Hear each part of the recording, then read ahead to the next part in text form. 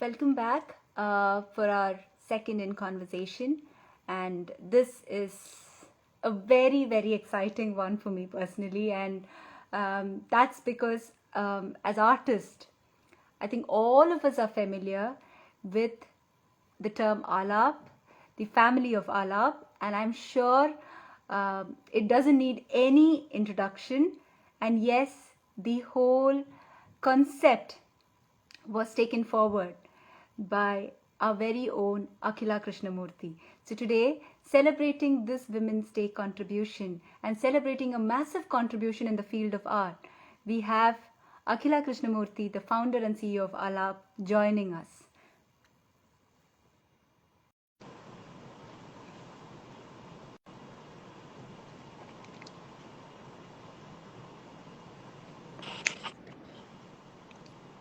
Hi, Akhilaka. Hi Santosh, how are you? I'm very well, thank you. And how are you doing? All good, thank you. Happy Women's Day to you. Happy Women's Day. Thank you so much and wish you also the same. How are you and how's your celebration? It was good. I managed to send out like a whole bunch of wishes to a whole bunch of women who've inspired, influenced, impacted my life, and put out a post on social media.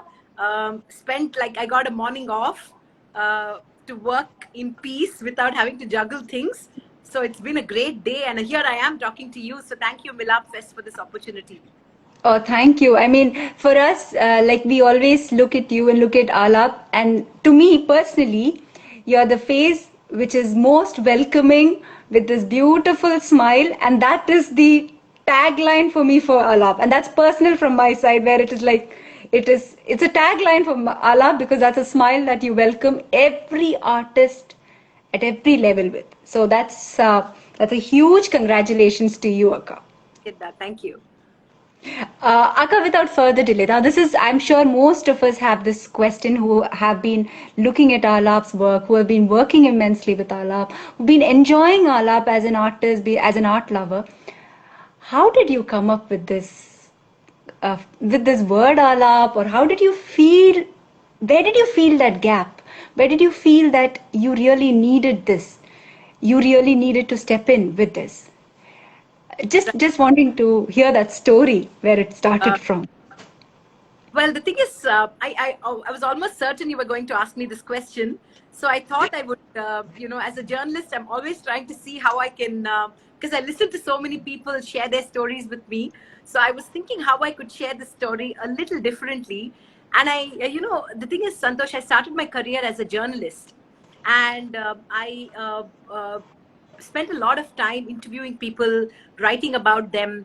And because I had studied the arts formally, trained in both classical dance and music to some extent, I was interested in the arts. Therefore, I was interested in listening to the human side of artists. So I would interview them and I would spend a lot of time talking to them. I would have elaborate interviews, and artists somehow opened out to me. They shared their personal stories with me. And by virtue of reporting and writing and telling their stories, retelling their stories, I think I realized that there existed a gap in if you look at cinema, for example, right?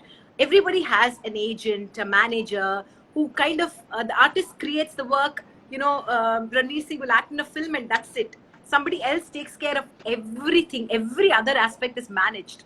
So I always felt that there existed a gap that needed some kind of filling. But unlike a cinema where a regular agent could just, and somehow in cinema, because it is mass, right? It's possible for anybody and everybody to access it.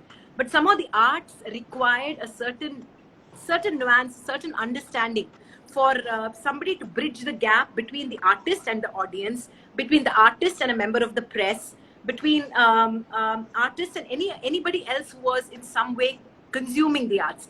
I felt also that, I interviewed so many well-known, amazing artists, and I felt that they were sometimes overwhelmed with so many things other than I felt that they had to only focus on the creative aspect of things and had to kind of, in some sense, delegate or outsource all other aspects so that the creative aspect is just enhanced and they're not bogged down by all the administrative work.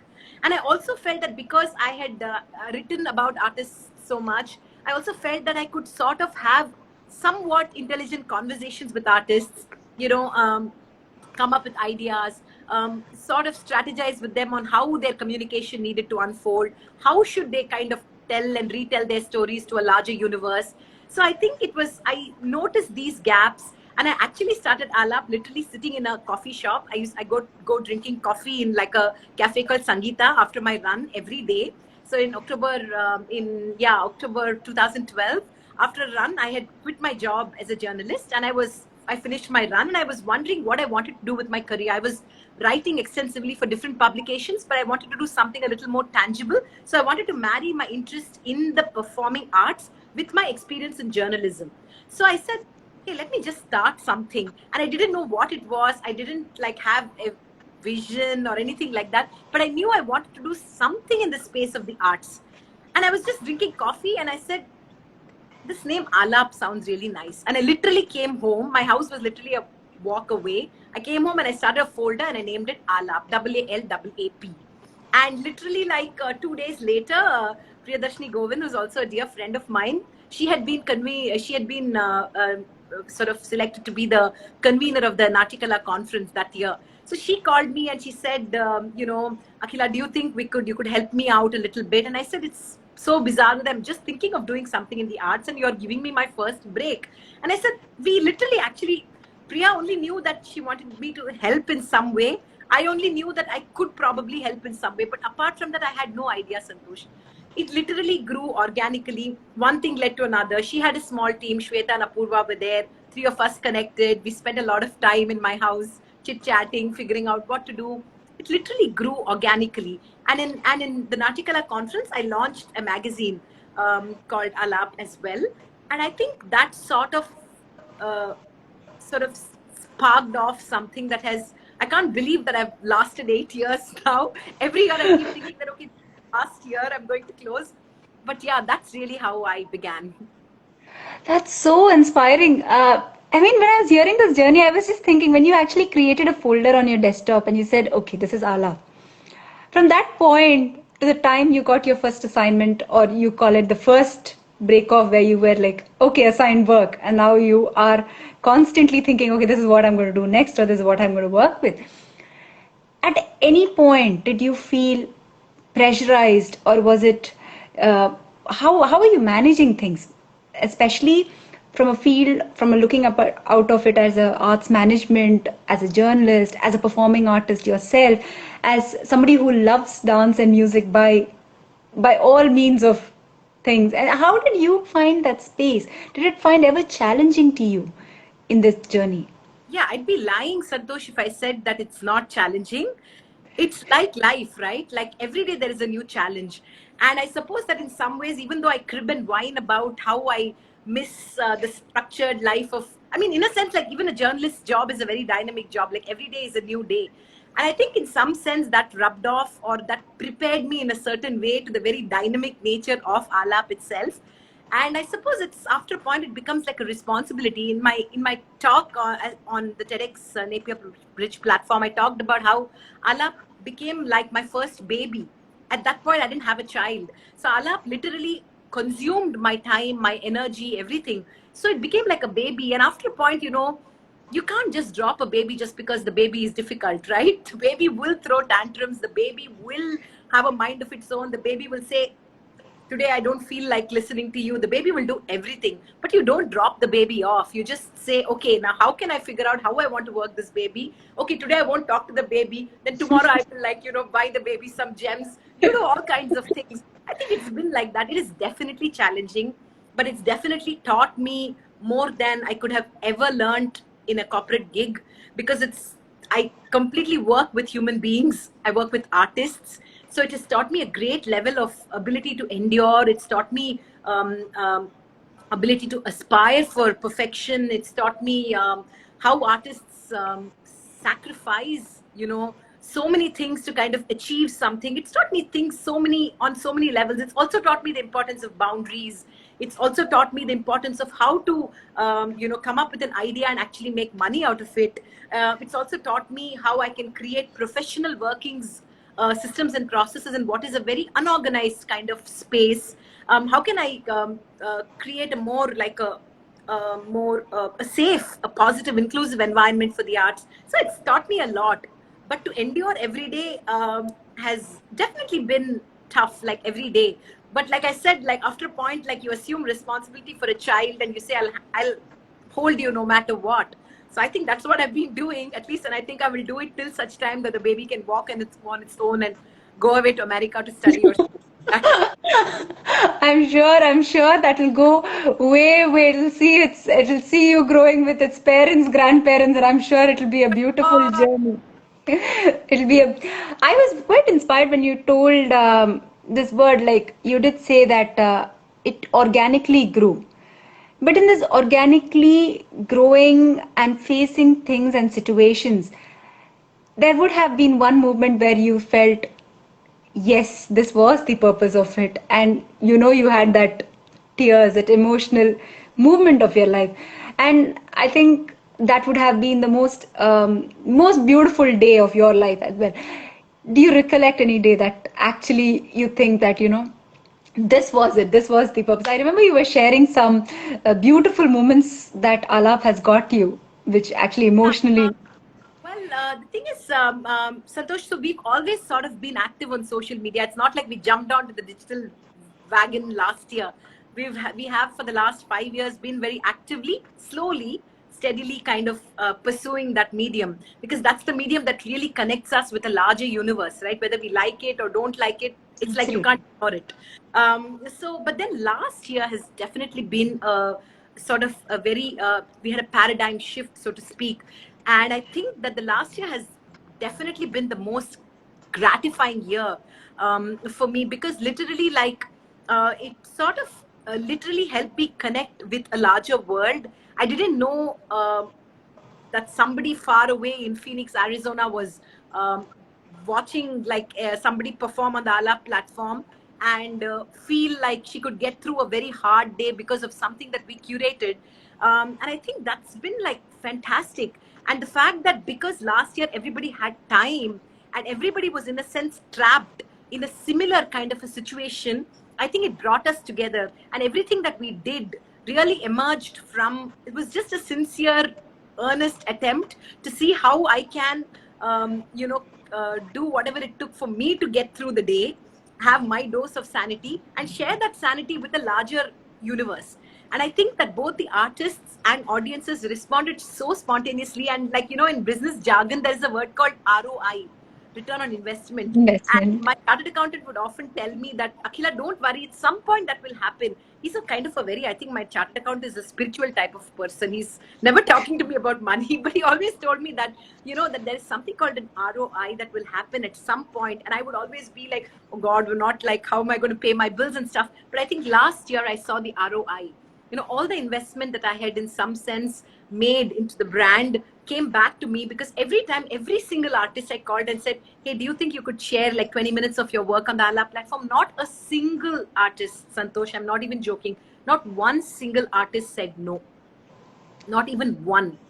And literally every day for the time that we were doing events, like almost every weekend for about 2 to 3 months, every morning I would wake up to so many women, especially, writing to me from across corners of the globe saying, Akhila ma'am, Akka, auntie, I watched this. This was so amazing. Thank you so much. I haven't danced in so long, but I saw somebody dance. It's inspired me to dance. I was having a bad day and this helped me go through it. I mean, it's been fantastic. And that really kind of helped me kind of push the accelerator and say, okay, for as long as I'm not going to burn out, I'm going to try to be at it. And that's really what we've done. Created a sort of a positive, inclusive environment, a non-judgmental space where you can come and really share your work, irrespective of, without fear of being judged or criticized or anything like that. So it's just a safe space, a happy place. It's really a happy place for you to kind of enjoy, consume, share, respond to the arts. I totally agree. And I think there was one time when, usually Valentine's Day is it's not really celebrated exclusively in the field of dance and music. And then you got this change. You got this change, and poems, literature, choreographies just flew in. And every day, I mean, as a follower of Alap, I personally felt what different poetry can you hear, different versions of the same things, and it was so nice because usually these are, it just got a different way of thinking. I think with all the concepts that you had gotten every day to think, every day to look at a different mode of looking at dance or looking at your choreographies, looking at your compositions, it just got in another way of thinking for a dancer maybe sitting somewhere across the globe, that how do I present, how would I give in, what is the composition that I can think of that I learned. It was really nice, Saka. And I was always thinking that, how did you come up with these concepts? Did you find, were you always constantly thinking when it comes to a day, okay, this month I am going to look at this, or was it like, just go and flow, it just comes up and you're like, shoot it out? Santosh, I think I have two, like, in some ways, I think advantages. One is the fact that I'm not a dancer. Okay, that's my advantage, right? So I am an outsider. So I'm just like, I'm a Rasika. I'm a member of the audience. So, Rasika always wants different things, right? Like if you put on Netflix, you want a little bit of comedy, little bit of masala, little bit of, melancholy, like that. I am like that. I'm mass Rasika, okay? If there is a word. Number one. Number two, I think I've worked a large part of my career as an editor. So my job, at one point when I quit my job when I was 33 years old and I was managing 16 supplements of the Times of India. One was a supplement exclusively for women. One was a supplement on real estate, another supplement on education, a supplement on women, a supplement on neighborhood. So, what it taught me was, it taught me how to curate every edition. So I would be like, who would be on the cover, who would be like on the side. I've worked in that space where, in some sense, the word that we use in the space of the arts, curation, in the world of journalism, I have done a lot of that. So in some sense, I think like a journalist, where I think of, okay, today in what will come out in my magazine. If I were to think of Alap as a magazine, every day I think, okay, what is my story for today? My story for today will be, today Uma Satyanarayanan, she presented something on Shurpanakha. It will be a story of Uma sharing her story of how she created that work. So I think like a journalist. And in the context of the arts, I think like a Rasika. So it's a combination of these two things. Unlike, I'm not an informed dancer, like you're talking poetry, all this is a very like high level. I'm thinking like, okay, today I'll see Santosh do like something on dance to the music of, Rajkumar Bhati. Tomorrow I will listen to, Anjana speak about the Silapadika. So I'm thinking like a Rasika. So it keeps my audience entertained, and it constantly opens up the imagination of the artist to think out of the box constantly. So I think in some ways, I think because you're asking me this, I think these are the two advantages that I have, in a certain way, that I'm objective. I'm not an insider. I'm an outsider. I think that's quite interesting to see, because usually it's especially in arts where the canvas is so beautiful and so large, and you can actually go past all the canvas all the time, and having these two strong points of both as a massive ardent lover and one as a journalist. It's quite nice to see a balance between organized and creative thinking, if I can put it that way. Because for me, it's like always about, also, like if you notice, like Alap prides itself on its design. Like it has to be presented very well. Like, so like a newspaper, right? It's designed well, right? If you see a supplement of a newspaper, it'll always be well designed, like the presentation, the title. We are particular about those things. Those are not things that we kind of compromise on at all. So I think the lens through which I create or curate work is definitely through the lens of a journalist, Santosh, for sure. I mean, I've one thing that I've noticed and quite interesting is how you started Alap to, in this 1 year, where the offering of the perspective of learning or engaging with arts grew in all dimensions. There was a point where there was listening to beautiful leg dems, listening to young dancers talk about different terminologies in dance, making it more simpler to dance artists.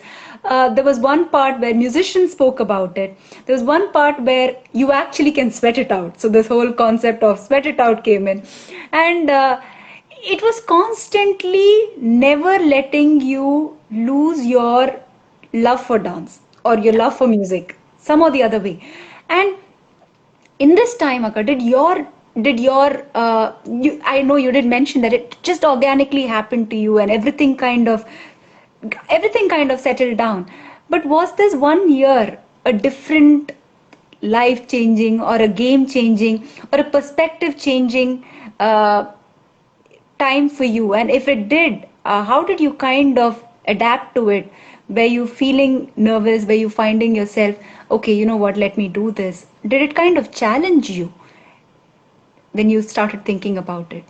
Challenging, Santosh, like it was for so many other people as well, right? Like, for one, like I have a young child. I have, like, my son is 7 years old. My husband works in an IT company, so he has this crazy kind of schedule.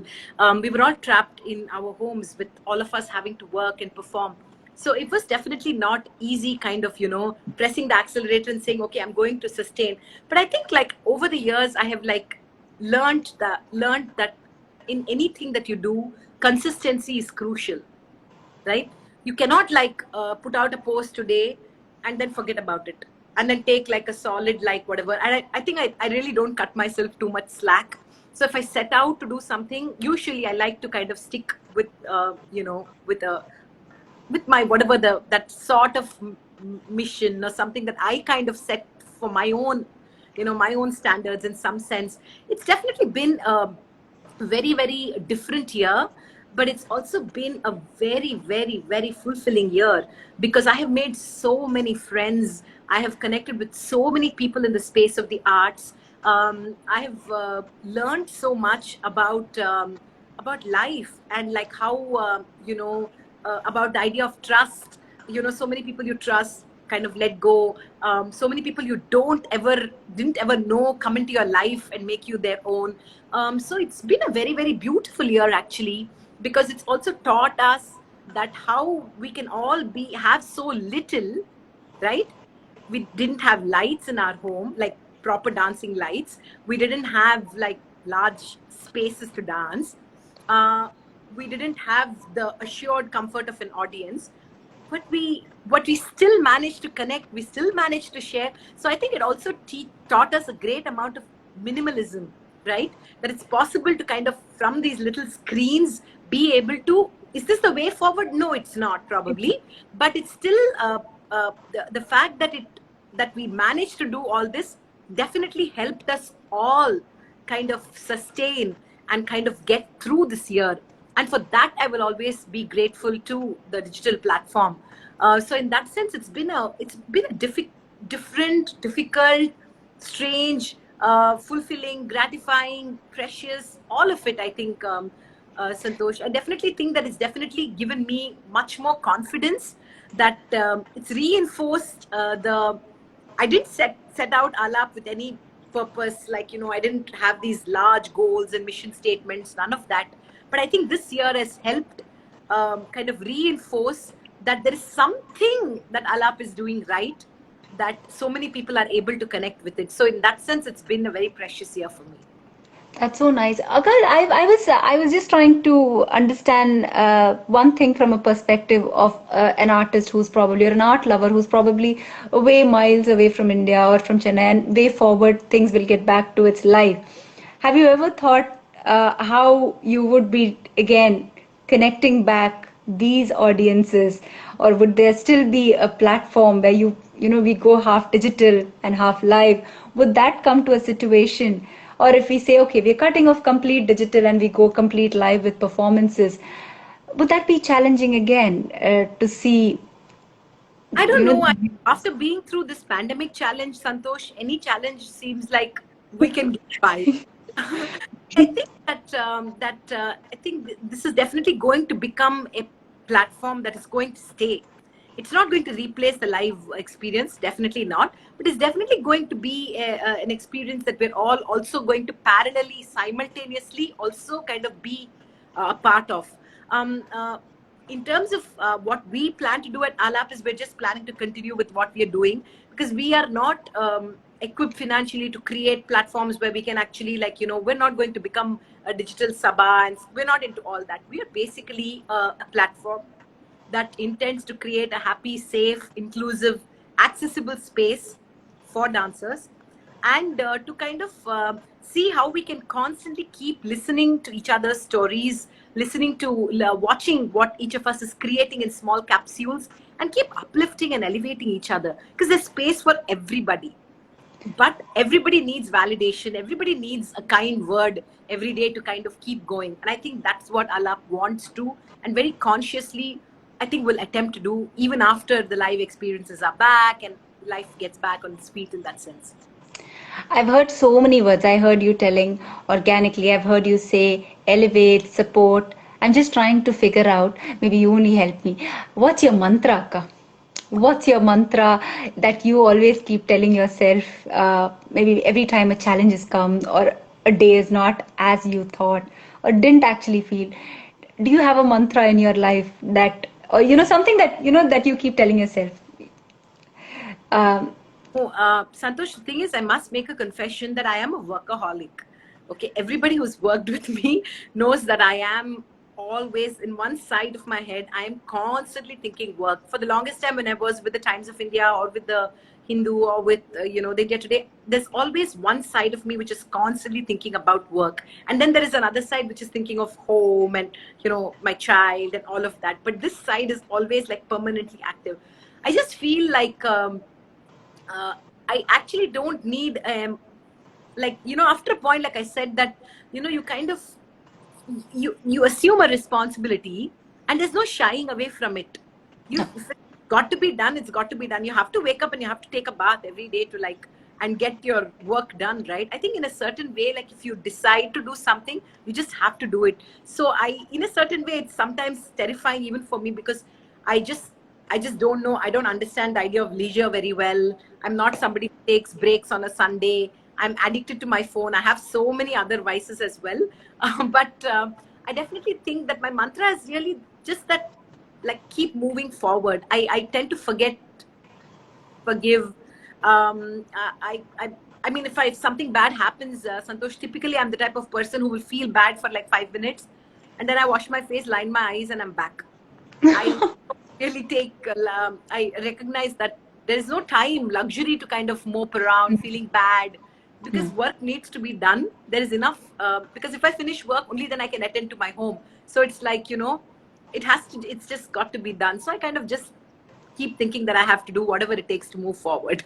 I'm so happy that I had this conversation. The whole throughout this conversation, I was looking at how I would say energetically, but it would be like I could see the whole soul speaking, and it was that soul, I think, that built Alap so strongly, and it became a family for everybody. It's probably I think for artists across the globe, it's not just a page, it's not just a platform. I think every day, to even revisit your own self, I think Alap just ignited the fire in it, and I think that's a huge contribution, Akka, and I am so sure that years and years down the lane, this will go beyond words, and it'll be probably not just a platform of dance and music. It'll be a platform that people hold for their own self, for their own uplifting, and I'm sure that would be a vision that will be coming true. Thank And you. Santosh. You're too kind. Yeah, this is like such big words, but thank you so much. no, I mean, this. I'm sure I'm talking on behalf of all these wonderful artists and young students who have connected with Alap would have surely agreed with me that yes, this became a family. Yes, this became a member of them. It is, yeah, actually, you stole the words out of my mouth. What I gained last year, which I wanted to say, and I think you reminded me, is that, I have a very, very, very, very small team, and I've consciously kept it that way because, I work with artists, and trust is a very crucial word. So I don't usually, I don't have large teams. I don't have a big office. I mean, I've shied away from all that in some sense. But what I've gained is I've gained a huge family, a family from across the world, a family that really wishes me well. So many people have helped me through the lockdown, friends that I have made. I've been actually on my personal page celebrating so many women that I have met through Alap, this pandemic. And now you. So I'm going to add you to my list of women that I've had a wonderful conversation with. And for big thank you to Milap Fest for giving me this honor, really, to share my story on a very, very special occasion. It's actually our pleasure because I think everyone at Milap, we really look forward to seeing work with Alap. We truly celebrate. We look forward. We have a lot of discussions on how you come up with ideas, and they're so engaging and absolutely a positive energy for us across miles away from India. It's such a beautiful experience for us because I think we at Milab really look at inspiring artists, inspiring work, and Alap is on top of it. And we No, really wish you all the best, Akka. And I'm and the sure wishes this are dream of yours will go more and thank, more.